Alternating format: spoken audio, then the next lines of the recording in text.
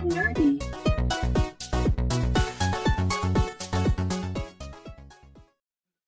What's up, everybody? It's time for another episode of your favorite podcast, Raw and Nerdy. I'm Archon. And I'm Rook. And today, as promised, we're going to be talking some more Star Wars shows. Today, we're going to be talking about The Mandalorian, Season 1 and 2, and The Book of Boba Fett. We're not going to talk about Season 3 yet because I haven't watched Season 3 yet.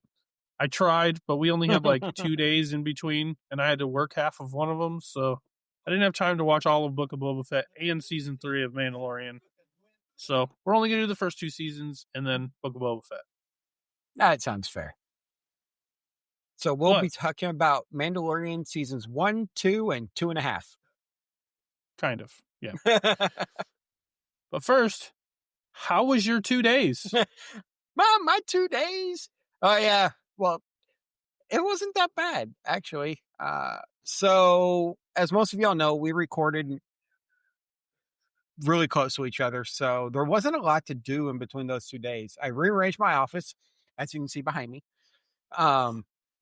I really didn't do much. I sat around, gamed, played some Magic, chatted with people on Discord and my streaming, all that fun stuff. Wasn't really that special. I did a lot of laundry and actually folded it all this time. Oh, dang. That's a step in the right direction. I felt productive one day. There you go. How about you, sir? Well, I worked Saturday, but Friday I took my wife to go see that David movie, animated David movie. And it was a good movie. I enjoyed it. The music was really good in it and stuff. It was an animated movie, probably like it was either rated G or PG. I just found it funny because like afterwards, my wife was like miffed at the fact that it wasn't biblically accurate enough for her. Oh. Yeah, it's based off the story of David. You know, David was Goliath, that kind of stuff. It's like one of the things she was upset about was like in the story in the Bible, like he slays or he hits Goliath in the head with a stone with his sling and stuff and knocks him down and then like cuts his head off with a sword. Well, he didn't do that in the cartoon. I'm like, honey, it's a cartoon. He didn't do it in a cartoon. PG. He's not going to go decapitate somebody in a cartoon. She's like, well, that would make it more accurate. I was like, but it's for children. She's like, and in his like while he was growing up before he became king, he led lots of wars and killed tens of thousands of people, and it didn't show that. And I was like, again, it's a kids movie. Like we're not going to depict our main character murdering tens of thousands of people. Wow. It was like, she's like, but I love the music, and other than that, the story was really good. I was like, oh, honey. So would you want our kid? Would you want our 4-year-old watching beheadings and murders? That's funny. In a kids movie? Honey, this is a PG or PG-13 movie. It's not even PG-13. I think it's either G or PG. Probably like PG. It's kids. It's a very kids movie. And she wanted to see the true story of David. Yeah. It wasn't David enough for her. But okay, it wasn't Bible-y enough for her. Other than that, I played Pokemon ZA for a while. I'm getting pretty far. I'm close to beating it, but I just keep doing all the side stuff. I get obsessed with certain things, like filling my Pokedex and like catching everything I can in the wild zones to make sure. Yeah, I gotta catch them all. You're a real trainer, sir. How dare you? Yeah. And, leveling certain Pokemon so I can evolve them so that I can fill that spot in my Pokedex. And it irritates me that some of the Pokemon you can only evolve if you trade them. Mm-hmm. So, like, hopefully my stepson just came home today, and he said he was going to try and bring his dad's version of the game home with him so that we could do some of the trading to get those ones. But there's one Pokemon, okay, I'm like, how do you get this guy to evolve? I don't think it's trading. And I'm looking it up, and the only way you can get this Pokemon to evolve, this cracked me up. you have to be playing the game in handheld mode, so controllers on the system, Mm-hmm. holding it in handheld mode, and he will only evolve if that Pokemon is level 30 and you're holding the system upside down. What? Yeah, you have to be holding the system upside down to get him to evolve. I was like, that's hilarious. That's hilarious, but makes no sense canonically. Yeah, it's just a fun little thing. Like you have to be holding your system upside down to get him. So if you didn't have the internet and say this was along the era of red and blue, yeah, how you'd would never you get that know one to to do evolve. that? Never. It would never happen. You would have an unevolved Pokemon. But yeah, it's funny. Like some of the aspects of the game are comical. Like I'm at a part in the story where like one of the people on your team took out a loan for like 100,000, and the loan sharks are calling you in to help like figure out what you're going to do to help them pay it back, and like they're like, yeah, she only owes us 100,000, but the interest is up to over 1 million now, and you're like, wait, what? It's just a million in interest on a $100,000 loan? What is this? Well, it depends on how long ago she took the loan. It's been like a week. Oh wow, that's some serious bad interest. Yeah, it was terrible. But yeah, I mean it's just there's a lot of fun little stuff, and there's lots of little side missions, and like my whole board I think I have like 25 different side missions I can go do that I haven't done yet. And I've been trying to keep up with them. It's just every time you like finish a part in the story, like 10 more pop up. It's like, oh, okay. So you I've been got to kind of keep working going. on that, and You got to finish them all. Gotta finish them all. I think I'm gonna 100% this game. Might as well. Why not? I mean, based on how big you said the world is, you got to sit there and Yeah, finish it. yeah. I mean, what else am I gonna do? Go collect shinies? There's lots of shinies. I've only caught 3 so far. There's lots of shinies, but I only got 3. Yeah. Well, I mean, there could be shinies for any of them, and I've only got 3. I've got Slowbro, this little spider dude, and I don't remember what the third one is. Can't remember. But I have 3 of them.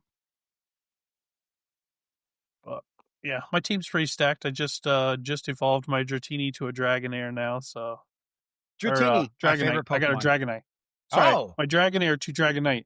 I got there a you go. Dragonite now. I got the big boy. So I'm ready to go wreck stuff with him. Nice. Other than that, what else did I do in my eventful weekend? Oh, dude. Normally I wouldn't talk about this, but I have to because it was so epic. So I was playing a game of Scrabble with my wife yesterday, right? Mm-hmm. And I hit my all-time highest score. I think it was like 465 points or something like that. The game started like neither one of us really had much, and like I had gone first the last time we played, so I was like, all right, you go ahead and go first this time, honey. She plays a word, and I've just got a bunch of random letters, and I'm looking at them, and all of a sudden, like this vision pops in my head, and I play this word. My very first word of the game was worth 106 points. What was the word? Tearaway. Yep. Tearaway? Yeah, I didn't have it until she played a word that had an R in it, and then I had tearaway, and where it placed, it landed on 2 double words. So I got the word doubled again, plus a 50 bonus for using all 7 of my letters. Ended up being 106 points on my first word. I was like, yep. And then later in the game, I played another 7-letter word and got the 50 bonus on it. And then like at one point I played a word that was like had a Q in it, and the Q was right on the triple letter space. And it hit like something else, ended up being like a 70-point word. I was like, man, this is at one point in the game, my wife looks at me, she goes, I think this is the highest score you've ever had, and we're still like quite a bit from the end. I was like, yeah, this is gonna be an epic round. So it was pretty cool. I enjoyed it. Nice. That's awesome, dude. So yeah.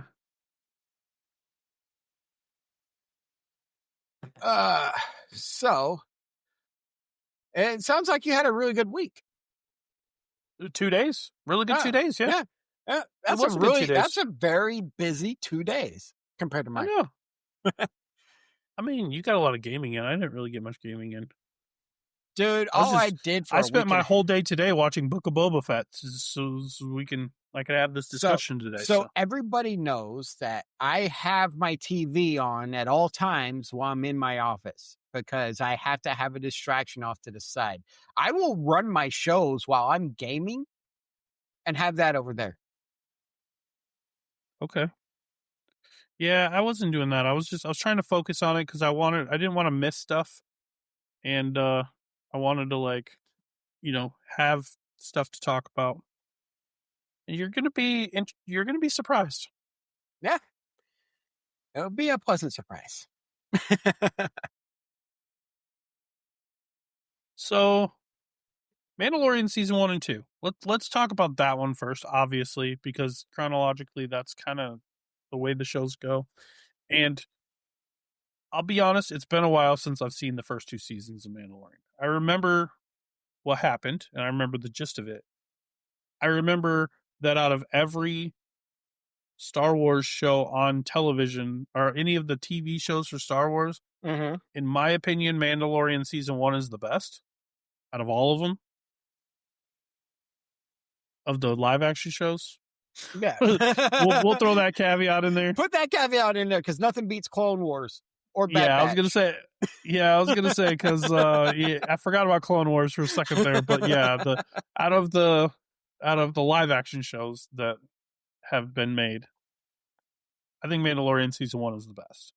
Season 1 was really good. That's also where you get to see Boba Fett come back, and Kind of. Well, the last 3 episodes involve Boba Fett. Kind of. Yeah. Kind of. He teams up with him for most of the shows. Yeah, I mean, see, I didn't really like that either, especially the way Book of Boba Fett starts, because I don't. We'll get into Book of Boba Fett later, but yeah. But Mandalorian season 1 is great. Season 2, I think, is really good too. I enjoyed season 2. They could have done a little bit better with the Darksaber. Yeah. Well, season 2 has Giancarlo Esposito in it, which is like I've talked about this before. Yes. I love him. He is such a great actor. He's your man crush in Star Wars. No. Well, maybe in Star Wars. I said Star Wars in Star Wars. he's probably one of my favorite actors that play in Star Wars, but he is not my man crush by any means. He's not a good looking guy, but he's an awesome actor. Yeah, he's actually a really good actor. He was actually when me and hey, we have a Mossy. Mossy did get here. We were hoping he would, so all right, perfect timing. We are sorry, guys. I must when it said 7 Eastern, I thought it said 7-ish. I'm like, okay, 7-ish my time, I can do that. It's all good, man. Welcome to the show. We are currently talking about Mandalorian season 1. Oh, perfect. For the most part. We just started talking about Mandalorian season 1. Good deal.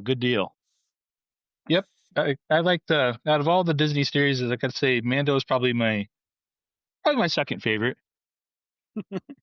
Second favorite? I'm guessing Book of Boba Fett's probably your favorite. Yeah, with some glaring issues that were in it, but overall, I love the beginning and I love the end. It's that middle piece that nobody. Yeah, and the pacing was off, but they did the right things. It's just they didn't do them at the right times. At least, in my opinion. Other people love it and other people hate it. Oh yeah. But yeah, Mando is good though. I've really enjoyed the whole Grogu arc and everything else that's been going on with that.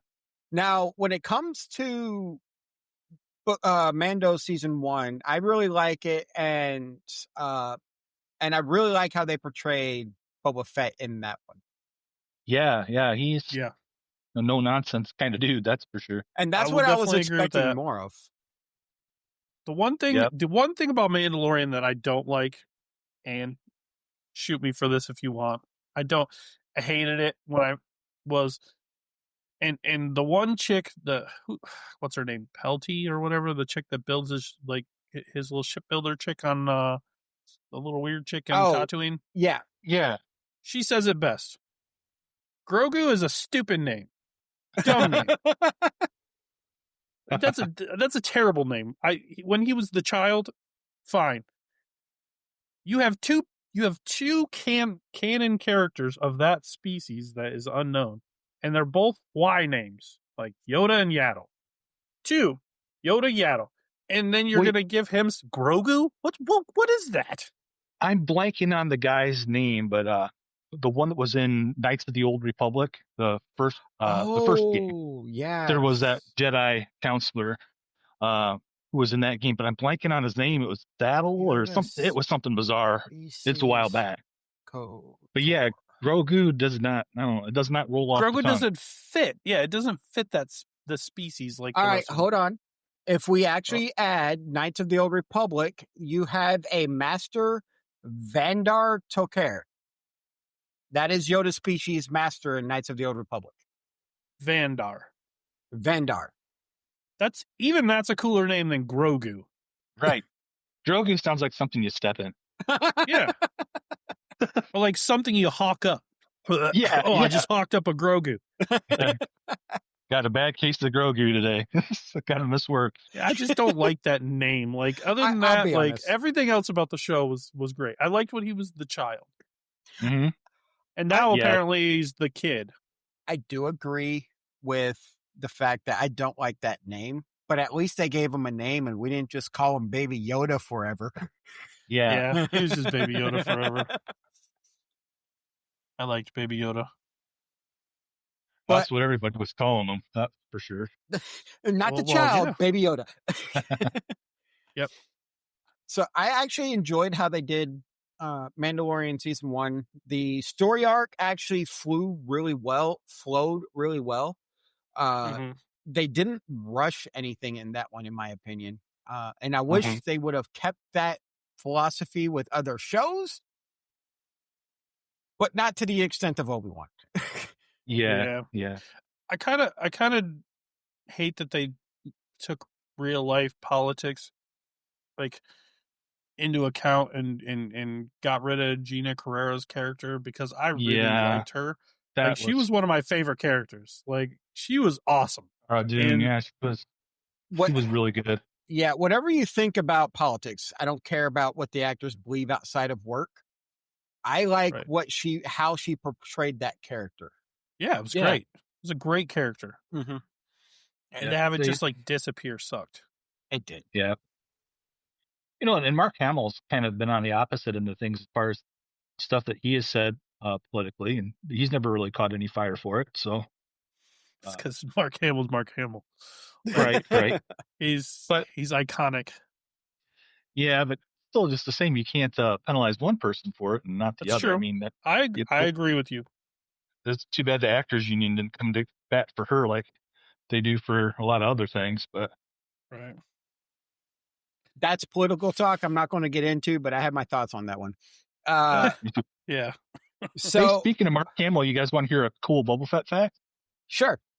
Yes. Back in between Empire Strikes Back and Star Wars, Mark Hamill was actively pushing for Boba Fett to be revealed as his mom, Padme. That's just, of course, before they did all the 1, 2, and 3. And, you know, he said something to George Lucas a couple times about it. And George is like, twist would have been amazing. Yeah. But he was trying to figure out, Mark was really involved with things. And he's like, I want to one up the whole Empire thing. I want, you know, he's my dad. What if Fett's my mom? You know, and he had no idea at the time that they're going to have another big twist with Leia being his sister. But yeah, it's little known Boba Fett, but that's it's out there. Cool. If Mark would have had his way, Mark would have had his way. We would have had that would have been very cool Boba to see that. Boba Fett would have been a chick. That would have been that would have thrown everybody for a loop. Yeah, especially in that time frame. Some of the early, not necessarily scripts, but early workups that George was doing back in the day too also had Fett and Vader as being brothers. He was kind of playing around with that idea.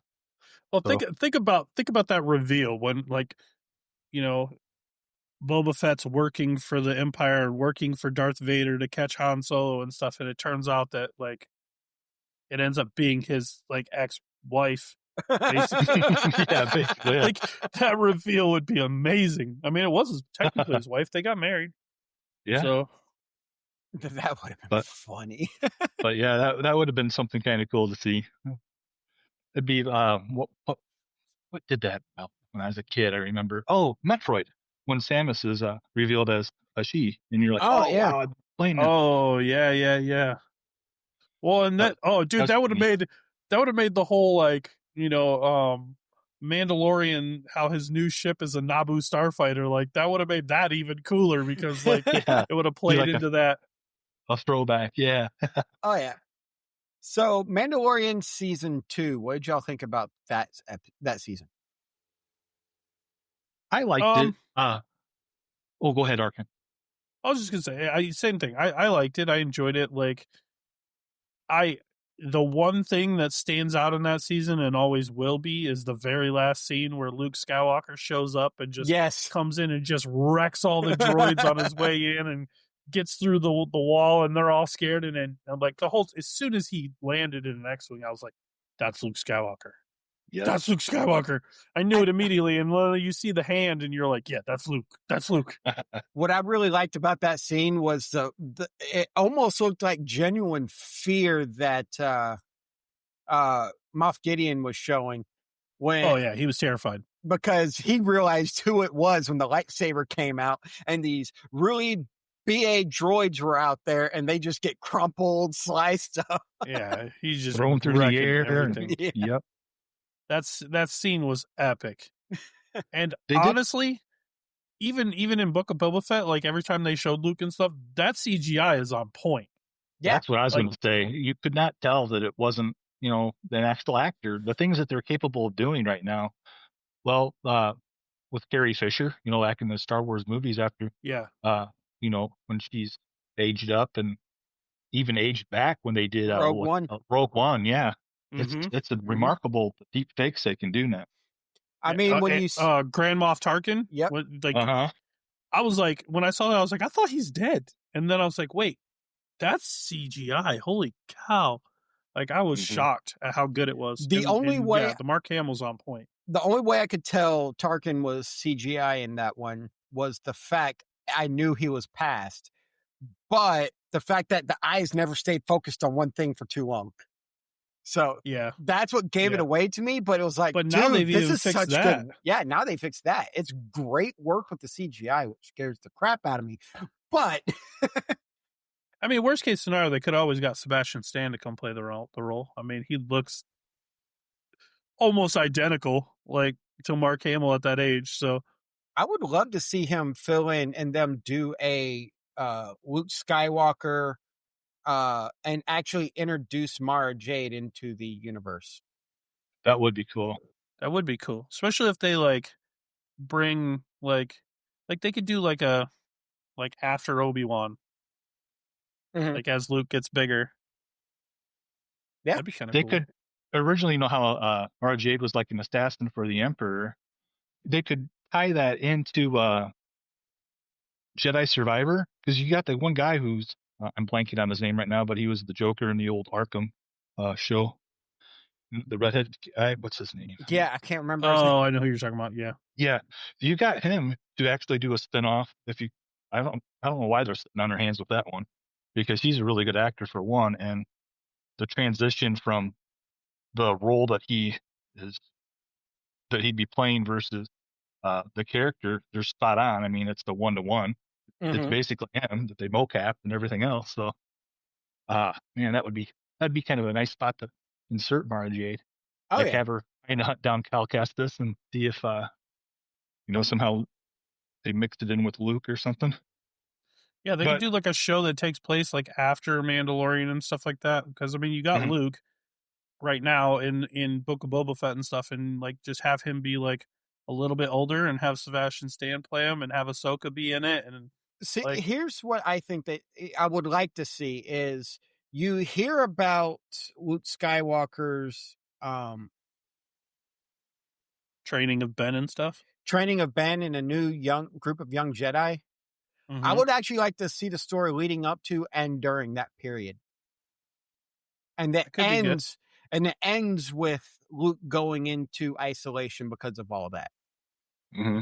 Yeah, it ends with like Ben going bad and turning Mhm. into Kylo Ren and everything. That'd be kind of cool. Oh yeah. I'd be And- down for that. That would be a really good series, especially with the way David Favreau has been doing these shows. John Favreau. John Favreau? Yeah. And you're thinking of Dave Filoni. Yeah. Dave I Filoni's. get confused. I got him backwards. I do the same thing, buddy. Don't worry. But yeah. Happy Hogan. I mean, what? But yeah, I think it would be awesome because the storytelling from Mandalorian was paced right. And I really did like that ship. And I love how they portrayed Grogu as he was getting older and started just taking the button. Uh-huh. Yeah. That's a little orb deal. Yeah. Yeah, Just- and even the callback to that in Book of Boba Fett, like when he has, like he meets up with Grogu again, he gives him that little thing back Mhm. after his ship's destroyed. He gives him the little knob back. Yeah. That was awesome. He's like, "Here, hold on to this." I did loved hate to it. see the Razor Crest get blown up. Yeah, I that was know. that was a neat design. And a Naboo starfighter is not a replace for the Razor Crest. Like, No, it doesn't really have a good cargo hold. You're not gonna. I don't. right? For a I don't bounty think hunter, bounty- it's not good. Yeah, No. where are you going to put your bounties? Like when you Exactly. capture them, how are you going to bring them back? And that little thing. Put a pod I know. underneath the tail that you just throw them in and hook it up. Yeah, it's more of a starfighter than anything else, and that's not really conducive to tracking quarry and having to land and And be the- self-sufficient. Yeah. Yeah. And his mechanic lady, she described it as pretty much a hot rod. Yep. Yeah, it's fast. It's just fast. But I did like Grogu and they're hitting on stuff. Yeah. It's neat they Yeah. gave him like a little gunner seat in the back. I do enjoy that. You knew as soon as she talked about taking the astromech thing out, you knew that was going to Oh, be yeah. the spot. That was his spot.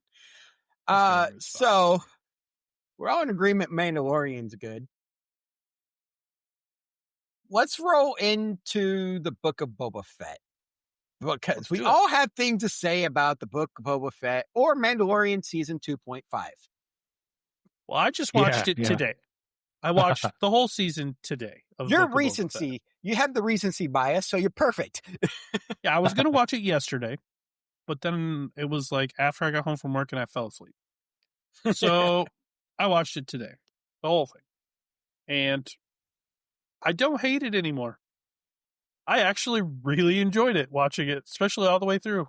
Like that, yes, there were some pacing issues at times. The one thing that really kind of bothered me was that the actual story of Book of Boba Fett could have taken place all in one episode. The 90% of the rest of the show was just him having flashbacks while he was in the Bacta tank. See, Mhm. Like, that kind of bothered me a little, but like other than that, like I liked it. I enjoyed the show. I liked the characters. I didn't so much care for the weird little droid people, like the half droid, half Yeah. like that whole crew of people was like, eh.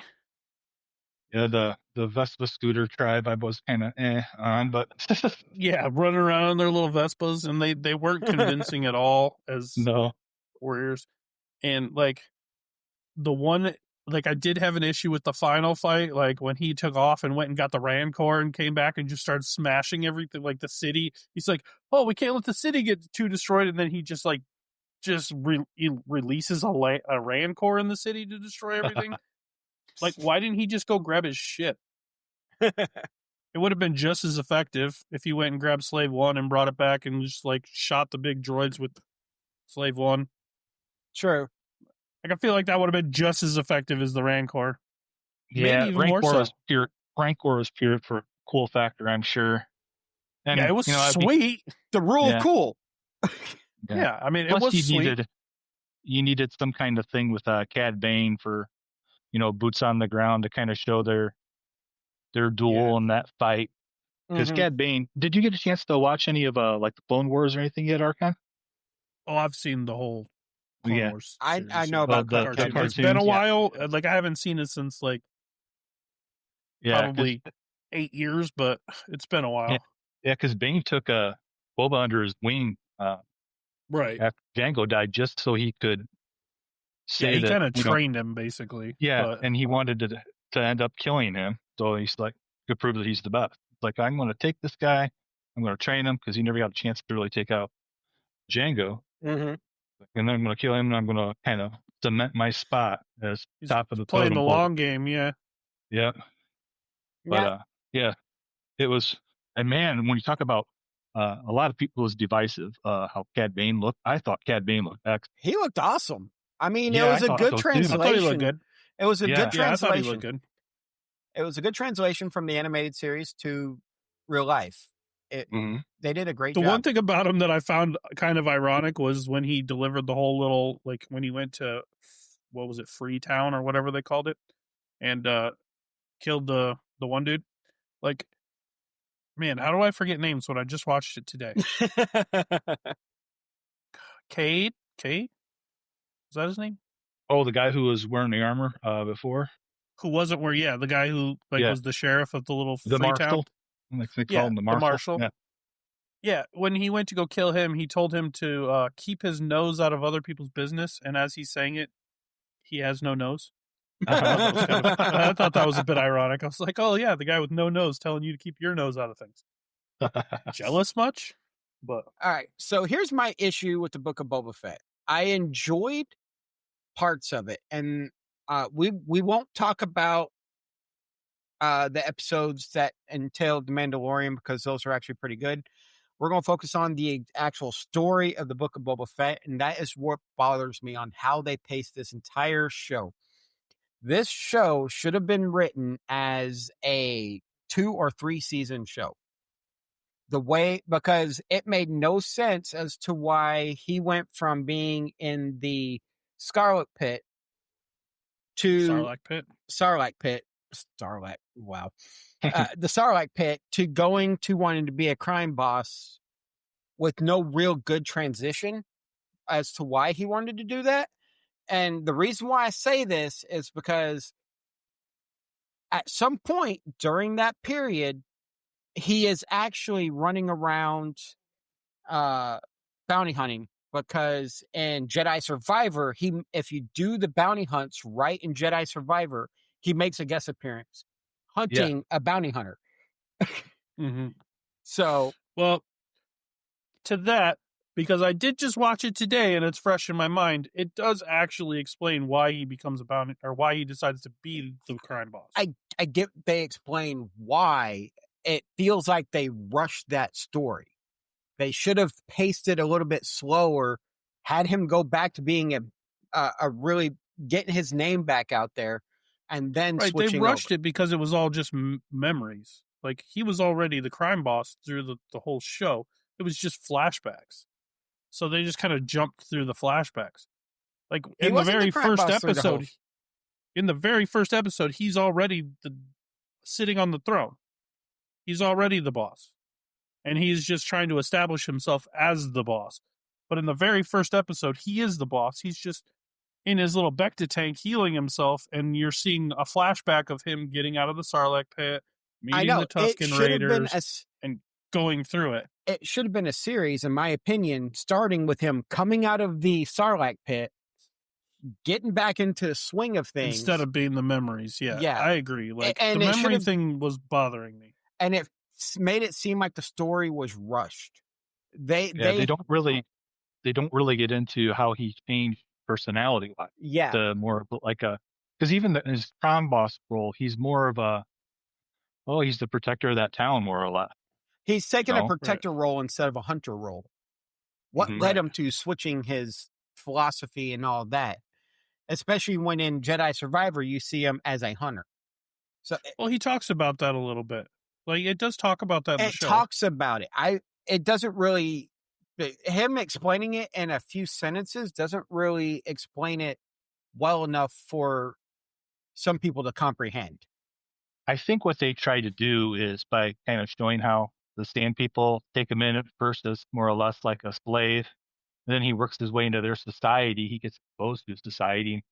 He actually kind of takes a shine to him because, well, we see how the he, Tusken Raiders and stuff. Like he like realizes that, you know, being in a group and stuff and the loyalty and stuff. And that's what he's talking to Fennec about is he's like, you know, I'm sick of being told to do things that I find morally wrong and taking all these lives that are unnecessary. I'd rather just make the decisions myself and have that loyalty of the people with me. And See, that's kind of why he wanted to do it different. The Fett we grew up with, like for instance, when Black Chrysanthemum comes in and tries to kill him, and he doesn't, that would be somebody that he would take care of back in the day when we were watching it as kids, because he wouldn't want anybody like a stray, a loose end more or less to be a danger to. Right. And now he's like, no, let's give him a chance, and you know. So here's how, in my opinion, now that you've reminded me of all that, here's how it should have went. He got out of the Sarlacc pit, went back to being and reestablishing himself, realizing he had it better and he enjoyed what was going on with the Sand People and that kind of loyalty, and slowly transition over into that style versus, hey, I'm already here. Here's all the flashbacks. Actually pace it and actually show the transformation. Don't just force it. I wish they would have done that. Just done the series in the order of the flashbacks. Just instead of doing flashbacks, just done the series that way. That would have made a lot more sense. I agree. I do like. I mean, I see why it followed the path it did. Like, you know, when they murdered all of his Sand People friends, and then like that kind of turned him a little bit more into the old Boba Fett. Like, okay. I'm gonna go wreak some havoc. I'm gonna go show everybody who I am. But I do think that they did a pretty good job of showing just how badass Boba Fett is. Like, especially in the scene where he's out digging for those little black melons and that creature comes up, that big four-armed creature, and he strangles it with his own foot chain. Like, that was pretty sweet. Like, just showed how tough Boba Fett really is. And like, even without his armor, he's still pretty tough. And how he earned the respect of the Sand People and somehow managed to learn their language in like 3 days. That was weird. I don't know how that worked. A lot of gappy sticks to the head, probably. After a while, you're like, for real. This tone means I'm going to get hit. This tone means they're happy. Yeah. But like, so that the transition was cool. When it comes to the language and stuff, it's something I've seen multiple times in the series, and I'm going to make a quick correction on everything I've been saying. Jedi Survivor takes place many years before Boba Fett goes into the Sarlacc pit, so that makes sense. Yeah. But what I was saying was there's a trope where in other movies where the person doesn't know the language and they sit there and just listen to it over time, they start figuring out the meaning and somehow magically learn the language. Yeah. The one movie to take exception with that I can remember that's sci-fi and great. You guys ever see Enemy Mine? I don't think I've seen that one. Doesn't Check sound it familiar. Out. Yep, Enemy and then M-I-N-E. Like, but it's this guy and this reptilian thing are in an opposing war and they get stranded together. But yeah, this is about Star Wars, not about that. But you know, they do a good job. Yeah, they do a good job of. One thing that I found kind of odd about the last episode of Book of Boba Fett, though, is they make a big deal about how, if these, you know, Freedom Town people don't come, then we're screwed, and we can't win this without them. And then they show up, and there's like 5 of them. Yeah. Hey, that's a lot of people. Those 5 are going to turn the war. Like, really? Right. Those 5? Like, come on. And they weren't even. I mean, it was cool. They showed up in a tank and they did help, but like they showed up in a tank, man. Come on. But I mean, like, I feel like just Mando being there helped them more than those 5. That was huge.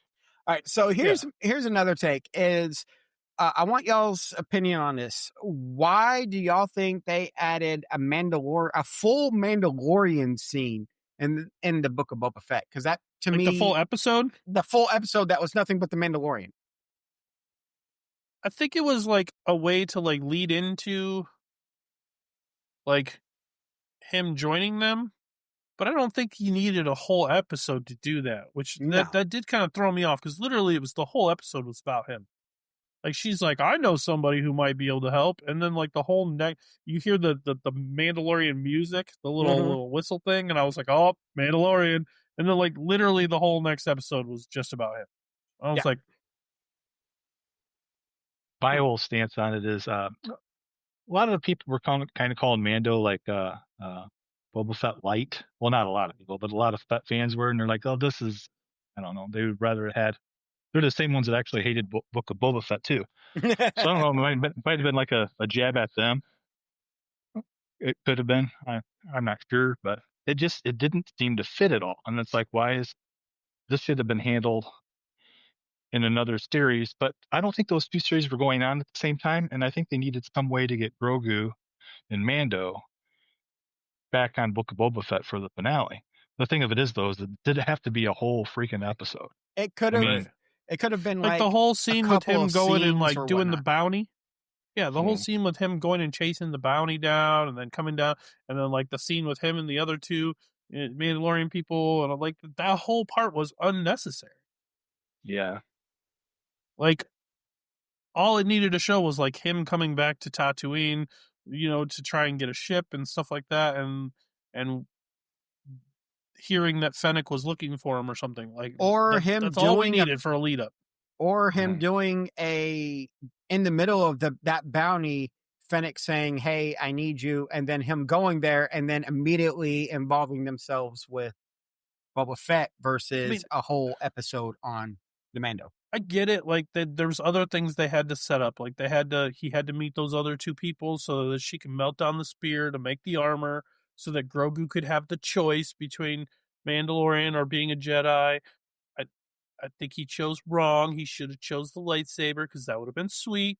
But I mean, like, come on, they had to set up all that to make it make sense for him to leave Luke to come back to. But like, I don't know. I thought it would have been cooler if Luke would have brought Grogu back and Luke could have been there for that last fight, because then it wouldn't have been a fight. It would have been just like. I always thought it'd be interesting if they could have had like a Luke and Boba Fett dynamic where they're just always missing each other. You know what I mean? like when Luke shows up to trash Moff Gideon's battle bot, right before then, Fett's like flying with the slave one, and there's a bunch of TIE fighters and stuff, and says, "I'll draw them away" or whatever. But man, for those two to, hey, I thought that pit hit you. Nope. Kind of interesting reunion. That would have been cool. It's you. Yeah, that'd been kind of cool. A reunion. So I've always said, and I'm going back to the Mandalorian a little bit on this one. I always said that it felt like Mandalorian was the backstory for Yoda written in the Legend series, made into a TV series with a whole new character. If y'all have read those books, that's a mouthful. Do y'all agree? Because Yoda's backstory in the Legend series is he's raised by the bounty hunter, and then trains to become a Jedi and is the master everybody knows. I mean, it makes sense. It's kind of they made Grogu kind of follow that same path in a way, but because it's the way they're making it canon, in my opinion. Yeah, it's kind of like the origin story, but in reverse in a way. Mm-hmm. You know what I mean? Where I feel like they kind of dropped the ball on all that, though, because like Luke let Grogu go way too easy. Like it was his duty to train Grogu, and he kind of was just like, "Oh, you could choose. You could either go with Mandalorian or you could stay with me, but go ahead and make your choice." I think if it wasn't Luke's Jedi Council, but he's starting that thing back up.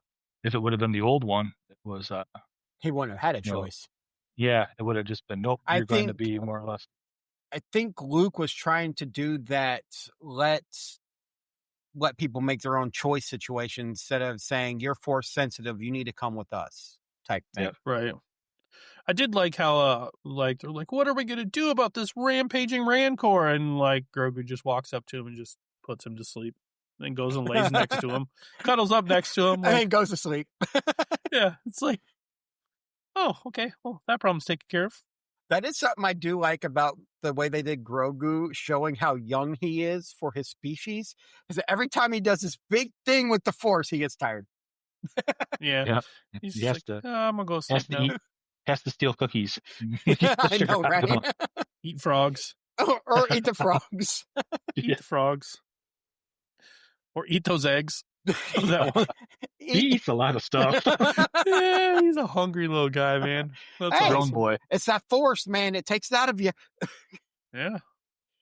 So, Yep. Amasi, when you came in, you mentioned that you had some issues with the Book of Boba Fett. Have we covered them, or do you want to? Yeah, basically it's the pacing, and to try to tie in how his basically how his personality changed.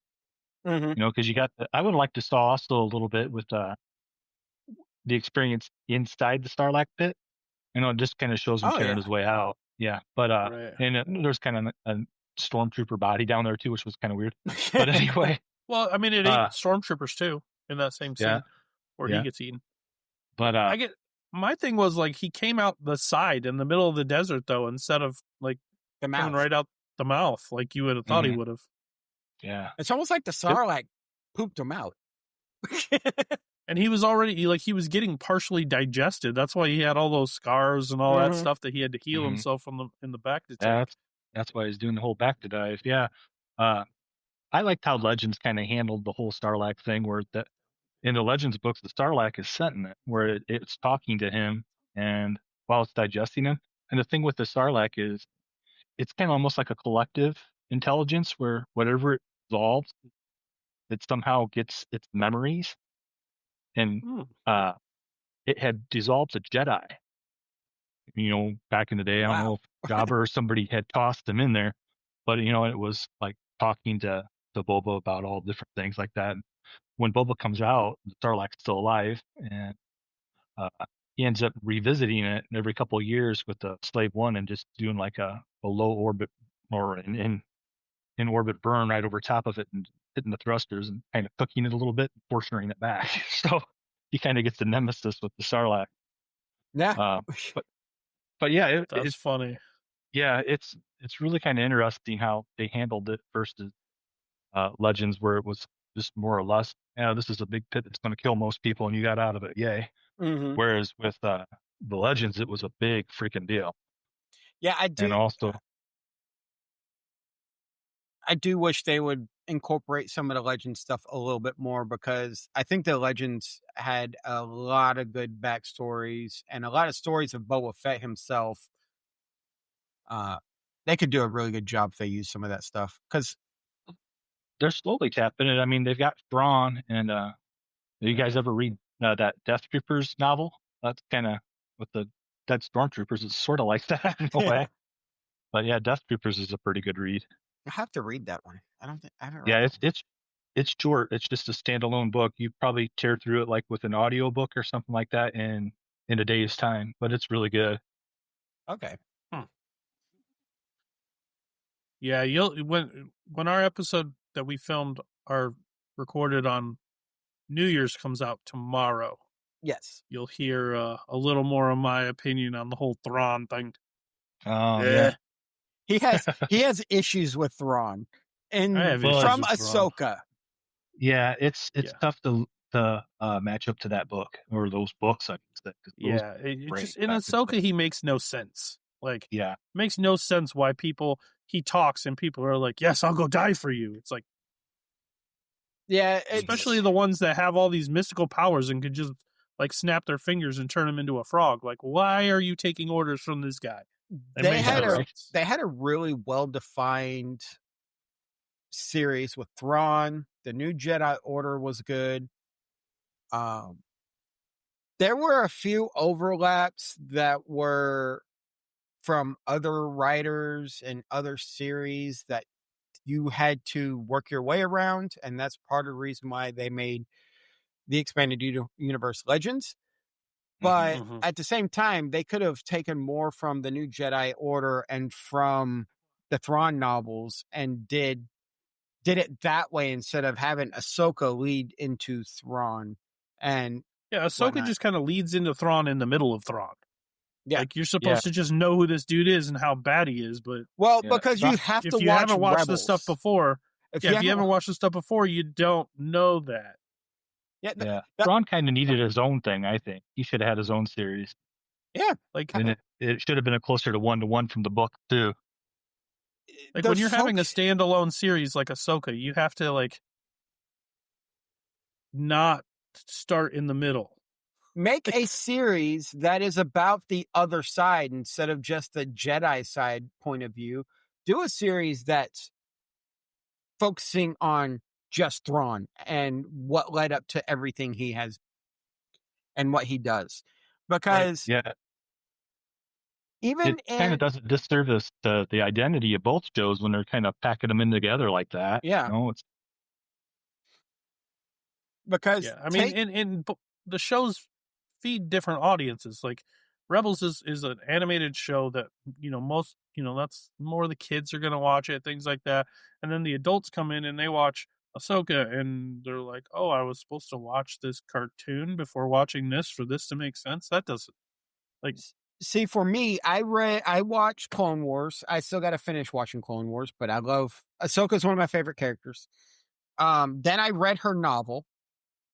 Then I haven't watched much of Rebels. And then I watched Ahsoka. There's a big story arc there with Ahsoka, but you have to watch each of those, and it's like you said, I've never seen Rebels, so I'm completely lost on Thrawn.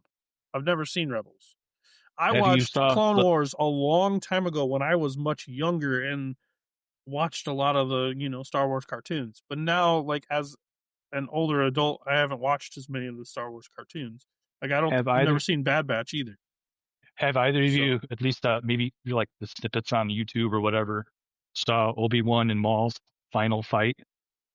I've seen snippets of that. Yeah, I haven't. No, that is really, really good. And for Archon, because his biggest complaint in the last episode was the aging of Obi-Wan from Obi-Wan TV series to A New Hope. The Rebels actually ages him through time, so that way he goes from his auburn hair to all gray, and how he looks in. But it still doesn't make sense.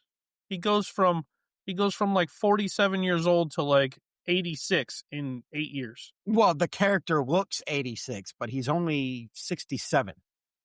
Nah, he's rolling into Mos Eisley and going to the beauty shop to get a dye job so he can hide out better.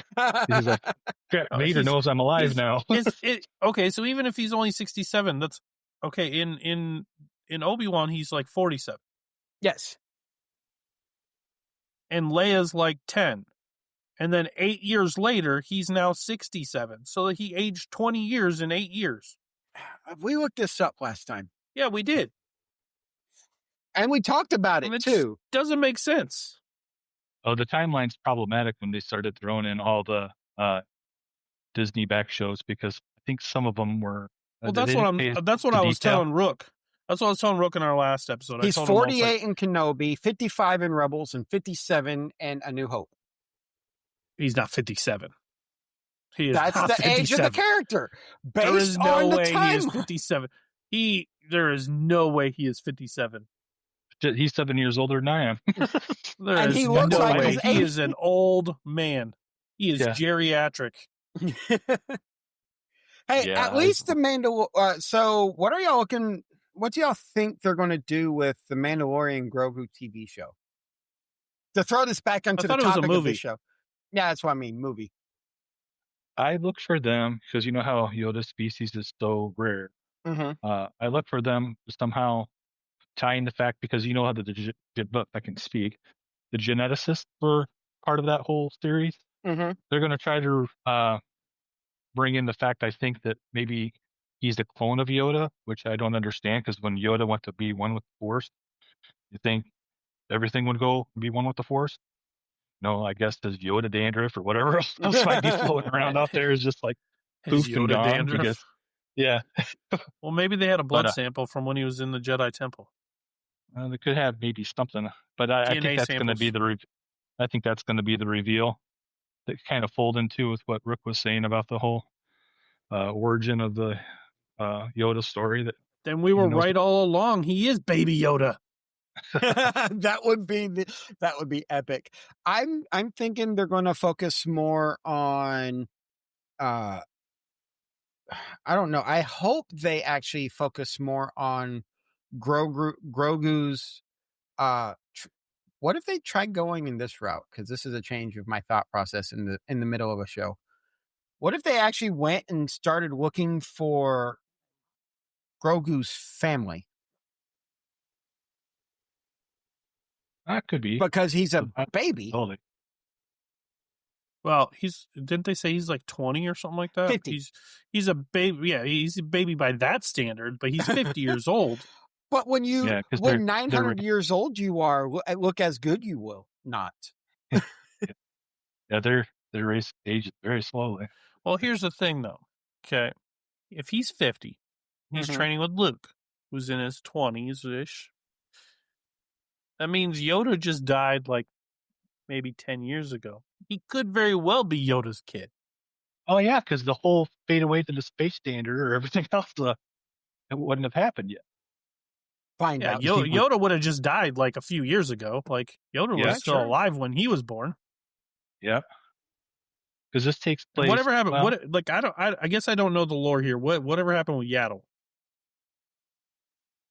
Oh, Yaddle, I think she got Order 66, I think. So even that would have happened in the last 50 years.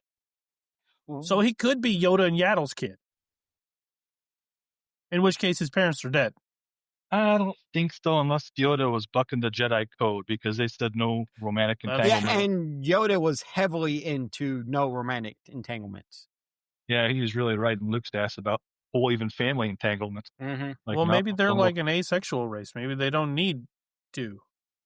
And maybe it's just like a rooster, and, yeah, he just fertilized the egg.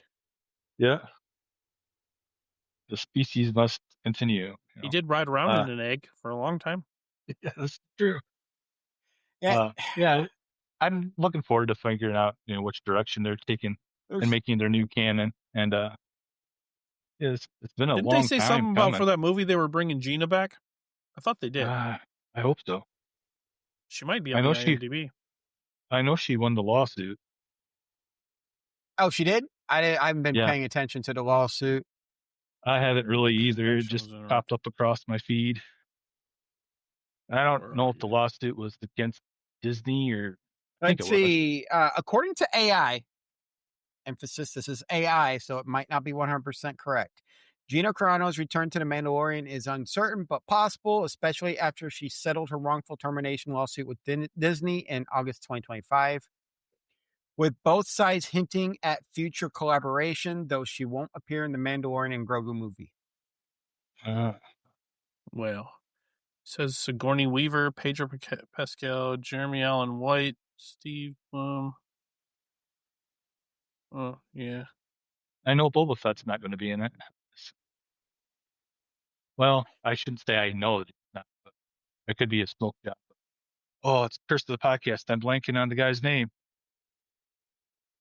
I don't know if this has anything to do with, you asking what it might be about, but there is one of the main characters in the movie is Rhoda the Hutt. So there's going to be a Hutt involved. Okay. Why does that name sound familiar? Wasn't he? I want to say. Wasn't he the child Hutt in? Yeah, he's Jabba's kid, isn't he? Yeah, I think so.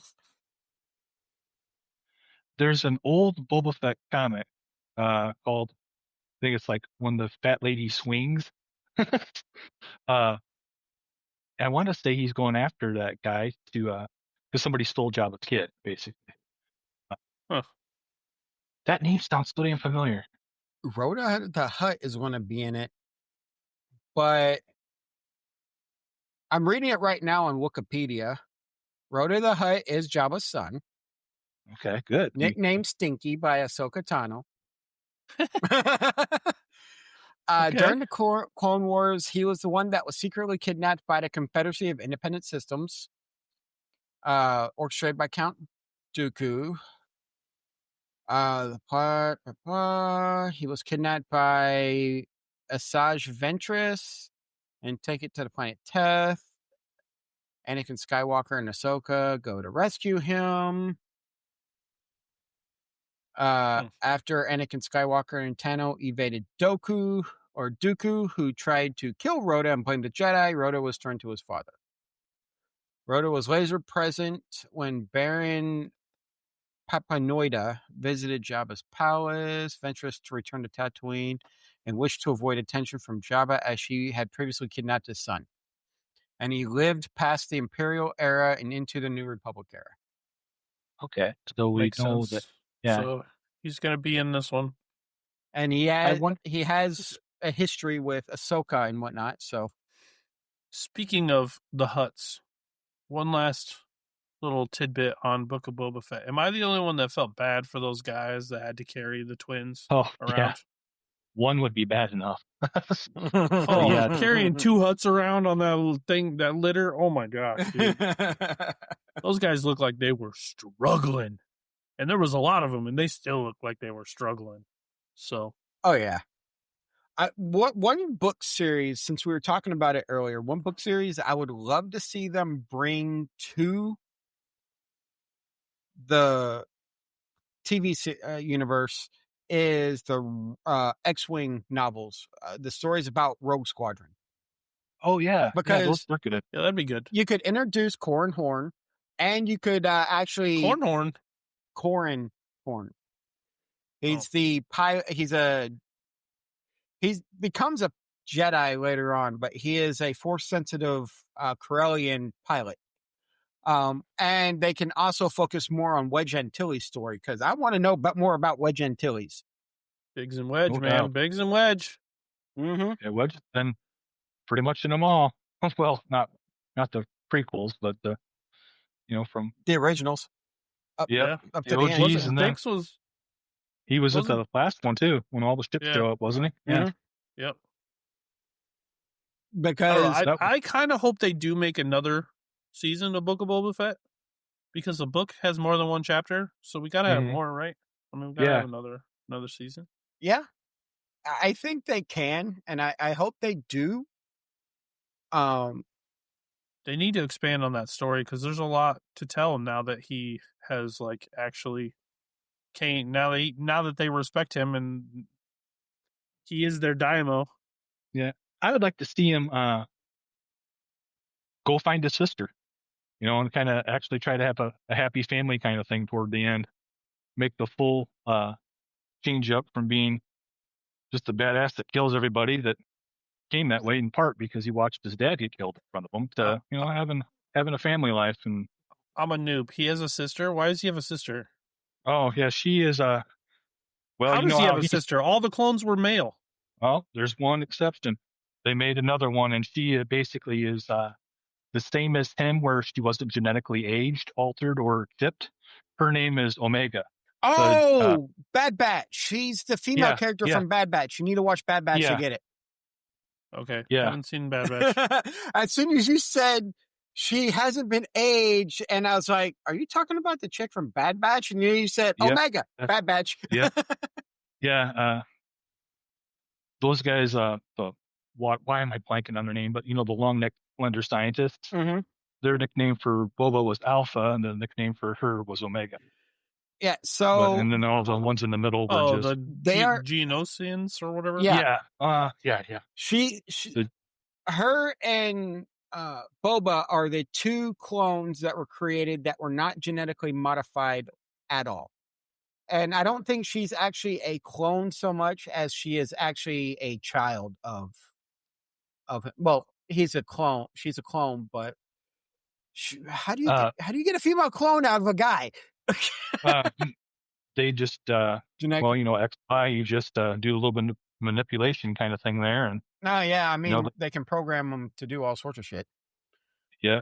Uh, But they didn't really do any altering with her, short of just making her a girl, I mean, she might be, yeah, but because like you said, she was kept from Django, though, from what I understand, and basically just hung around with the gene scientists until Bad Batch came along. that would But be a way to bring Bad Batch, because I think in their I thought they brought Rex live action, but they might not have. Yeah, there's a scene in one of well, there's two things really. If you look at Return of the Jedi, Mm-hmm. there's a guy that they put in that was bearded. He's supposed to be either a clone trooper or a Rex. He's just running around Endor, one of the Resistance fighters. And they also have one of them as a guy like in an alley begging for money because he's a veteran, that'd been wounded or whatever. Mm-hmm. And there's talk that could have been Rex or maybe some clone that somehow bucked its programming for 66. I'm But what did I not watch? I don't remember seeing him in. He was live actioned in Ahsoka. Who was? yeah, that's But the guy who where? just in an alleyway. It's like a real brief glint. And I remember it happened right around because the timing was kind of sad. It happened right around, I think, Veterans Day. Because I know Obi-Wan had the clone that was begging for money Mm-hmm. for being Okay. homeless. But That might have. but I don't remember him being live action. I don't remember that scene. Okay. Appearing in both present day and flashback scenes as the beloved clone trooper from the Clone Wars and Rebels, Morrison, who originated Clone Trooper at Jango Fett. Okay, now I'm really confused. Episode. Welcome to Star Wars. Yes, episode 5 is when he comes in live action, where he appeared in flashbacks as part of her psychological journey through the world between worlds. Back when she was underwater drowning. Uh-huh. Oh, okay. So That my question then is, when are they going to do a crossover between Star Wars and Dune? I mean, Because the whole Book of Boba Fett was all about spice trade. Mm-hmm. So spice is a thing in both worlds, and those what, Daughters of Dathomir or whatever they're called are basically Bene Gesserit. Basically the same thing. well, by a different name. So here's my thoughts about that. So Thrawn was sent to another galaxy in Rebels. In Ahsoka, they jumped to another galaxy to get to it. They're in another... by riding space whales. They went intergalactic. So they went intergalactic. What's to say that somehow something happens and a ship from Dune makes it to the Star Wars universe, finds... they could easily do the crossover. They're already setting it up with the whole spice thing, yeah. And the Bene Gesserit, They could cross over with a lot of different stuff. Well, because if you can make the bridge between Earth containing these, because with the whole ET thing, there's although it was a galaxy far away and a long, long time ago, I mean, they could bend a little bit of time. The ET we know and love actually is way in the future in Star Wars. Yeah. He's so that race survived somehow. They probably took over everything. That's ET is a Palpatine. That's the reason why ET is Palpatine. He's one of Palpatine's clones, like Snoke. Yeah. How about how about this? What if ET's race did an intergalactic jump blindly and wound up in the Milky Way because they were evading the Empire. What if they were evading the Empire and hid inside some whales and just accidentally ended up somewhere else and didn't know where they were because they didn't know those whales could space jump? I went down a YouTube rabbit hole not too long ago that was a lot of fun. It was, and you can check them. I posted one of them, like in one of the raw and nerdy chats for the channel, but it was like, what if Wolverine went to the Star Wars universe? It is really well done. They've got another one with what if the X-Men were in the Star Wars universe? There's a what if a Batman was in the Star Wars universe? Well, I can see Batman being in the Star Wars universe.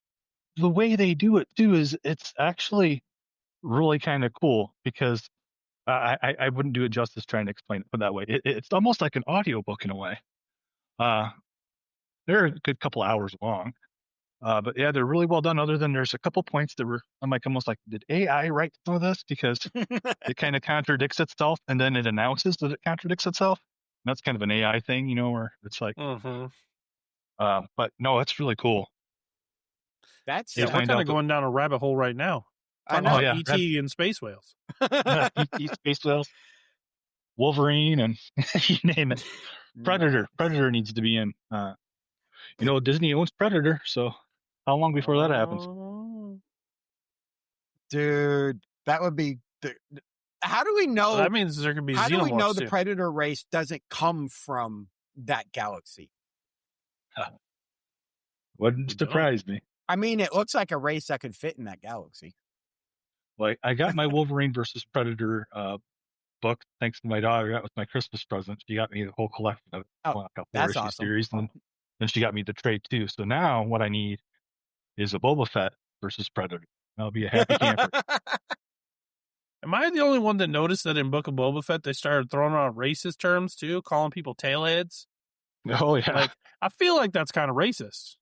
Yeah, definitely. Well, considering they called their own thing, I forgot that they're like Leku or something like that. They call them headtails for races that aren't Twi'lek. Yeah. I feel like that's a little the racist. Twi'leks actually call them headtails. I watched this guy, and I don't know why I find it's not offensive, but it just kind of, it's one of those deals where, you know, like your ears kind of perk up a little bit. He plays Ark, and he calls, you know how you can tame Sasquatch in Ark? He calls them Bush Wookiee. Bush Wookiees? Oh, speaking of Wookiee, I mean, that Wookiee in Book of Boba Fett was sweet. Yeah. Black Chrysanthemum. Yeah, that guy is, I guess he's, his backstory is was kicked out of Wookiee society for using his claws to murder. That's like a big no-no, because the Wookiees all have claws like a cat, can climb up their trees and shit, but they're never supposed to use them as a weapon. They call it uncivilized, and I forgot he what was the other sweet. But and can I say for something, while we're talking about Wookiees, one of my biggest disappointments in Star Wars is got to be we never got to see the freaking Wookiee Jedi in live action for the Acolyte. They show up and the guy's dead. I'm like, how awesome would it be to see a Wookiee Acolyte's freaking another Jedi? one I haven't watched yet. So there, so I heard it wasn't very good. I really hope they make more. So the problem with the Acolyte is the writing. The actors, if they would have gotten better actors, I don't think the better actors could have made that writing better. No, I thought the actors did. Some of them did a halfway decent job. Yeah. You've got why am I blanking on her name? Wolverine's I know who you're talking about. X-21. Yeah, they have her in it. She's a decent actor. It was just the writing wasn't that good, and they kept trying to retcon canon, establish canon, to make it fit their story instead of making their story fit established canon. Yeah, I don't like that. But I would like to see more High Jedi stuff, because there's or High Republic stuff, because there is a comic out there that covers, and they have a Trandoshan Jedi. Oh yeah, those guys are typically slavers too. Yeah. So that's That'd be I interesting to love see. watching. I love characters who go out of against their Yeah. race's nature. Stereotype. Yeah. Yeah. D&D, Drow. You got Drizzt who Yep. goes against the Drow's yeah. philosophy. In the comic book for Star Wars, you have a Trandoshan who goes against their people. Mm-hmm. And Star It'd be Wars, cool to. the Old Republic, you got a Trandoshan that works with a Jedi completing a mission, and he only cares about points. The scorecard. That's their main concern. It'd be neat to see also, because since they've got Wookiee Jedis, Trandoshans and Wookiees kind of teaming up, well, at least, as far as those exceptions to the rule, because normally those two races hate one another. Oh, yeah. So, yeah, the Trandoshans were the flavors basically for the Wookiees, which makes me get a new respect for, you see Bosk and Empire, and he doesn't really do a whole lot. But think about that for a second. These guys hunt Wookiees. Not only do they hunt them, they take them alive on their planet. And you know what kind of nightmare Kashyyyk is. So, yeah, those guys, they're a lot tougher than you give them credit for. I heard their regeneration's like crazy. Like they got like a Deadpool regeneration where you can sever parts off and they grow back pretty They are good. lizards. Yep, arms and legs and stuff like that. It's fair. They are a lizard race. Well, we're getting to that time. Yeah. Oh, yeah. We could just BS all night, probably. But Probably. Yeah, we could, but we're well over our usual hour here for the second episode in a row. This is what happens when we talk about Star Wars. Right. Well, I wanted to apologize for showing up late, too. I looked at that and my eyes were not, well, I've had that cataract surgery, but I still kind of see things blurry. I'm going to have the scar tissue, I think, abraded off of the lens implants. But it looked like it said 7-ish. And your time. I'm like, oh, 7-ish. 7S. 7S. Yeah. Well, he's in the same Eastern time zone as me, I think. Oh, I was Archon. I'm in Illinois. Oh, you're in Illinois? Yeah. Yep. So 7-ish your time would have been, you didn't show up too late, so you're good. No. I happened to look down at my phone and thought, oh, shit, well, I got to get over there. We happened to get through our week. You got there right at the good part, so you got here right at the right time. So no, there is no bad part with you guys. I want to thank you for putting out a fun podcast. Thanks, man. Not a problem. Thanks for coming on with us. So if you want to get a hold of us, the best place to do that is our Discord, discord.gg/raw podcasts. We're all in there all the time, just talking, having a good time. Mossy's in there too. You can talk. He'll talk Boba Fett with you all day long. Yep. You'll be begging me to shut up. As somebody that joined our Discord back when we were really popular with Starfield Raw and everything, and we went to WonderCon, she said it was one of the most welcoming Discord she'd ever seen. So make that as you will. Yeah. So come on in, talk to us. If you want to reach us for business purposes, you can email us at podcastraw@gmail.com. That's our email. We mainly use that just for business purposes. So if you want to advertise with the show or talk to us about something business related, that would be the spot to do it. Or Discord, because we're always on there as well. Anything else you got to add? Either of you? Yeah, not really. I got one thing. If you are watching us on YouTube, please don't forget to like and subscribe, because that helps us with the algorithm. Oh, there you go. Yeah, algorithm's been a real witch lately. Yeah, exactly. We would really appreciate that. But other than that, you guys have a great week, and we will see you next week. Y'all stay nerdy. May the force be with you. May the force be with you. I'm going to sign off in typical nerd fashion. Perfect. All right. Thanks, guys. Have a good one, guys.